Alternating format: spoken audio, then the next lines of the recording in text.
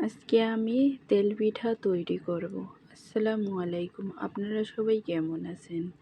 এখানে চালের আটা, চিনি, গাভীর দুধ, তার সঙ্গে 2টো ডিম দিয়ে দিব। এবার পরিমাণ মতো একটু ময়দা দিয়ে দিব। তারপর ভালোভাবে মেখে নিব।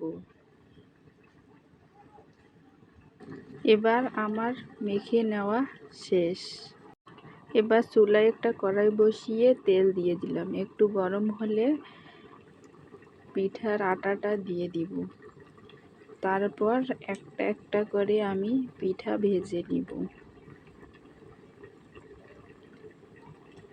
এরকম করে তেল পিঠা আমি বানাই। আপনাদের সঙ্গে পুরো ভিডিও শেয়ার করলাম। আপনাদের এই শীতে পিঠা খাওয়ার দাওয়াত রইল। আপনারা সবাই আমাদের বাসায় চলে আসবেন। ভালো লাগলে সবাই আমাকে সাপোর্ট দিয়ে পাশে থাকবেন। আলহামদুলিল্লাহ, আমার পিঠা বানানো শেষ। আল্লাহ হাফেজ।